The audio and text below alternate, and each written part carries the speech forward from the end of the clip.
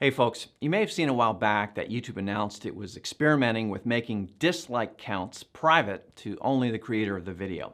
Now, if you're like me, you were surprised by that. I mean, I've always thought seeing the number of dislikes on a video helps us know as viewers if it's a good video or not, if it's a helpful tutorial or not, or if what a creator is saying in their video is generally agreed with or not. But unfortunately, research teams at YouTube have found there's this whole other use for disliking a video that I had never experienced as a creator, and you may not have either.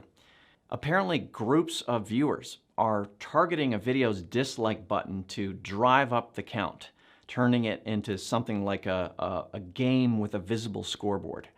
And it's usually just because they don't like the creator or what they stand for.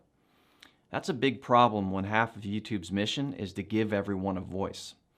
So earlier in 2021, YouTube experimented with making the public dislike count private to see if it would help reduce these coordinated dislike attacks across the platform.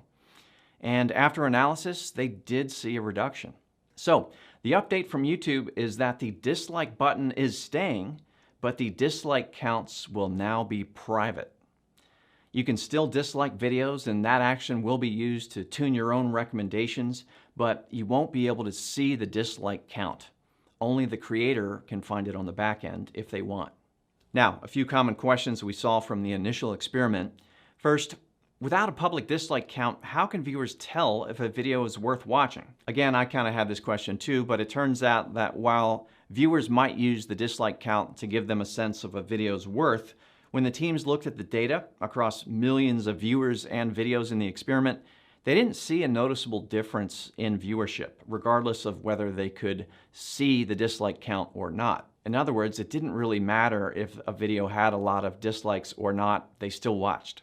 Next common question, if creators can still see the dislike count on the back end, how's that any different?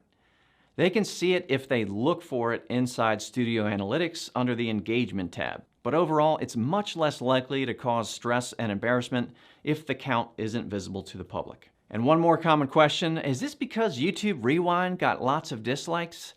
No, although there are some teams internally who have learned the hard way what it feels like to get lots of dislikes. Now, this again is about protecting all creators and making sure they have a chance to succeed and feel safe in doing so.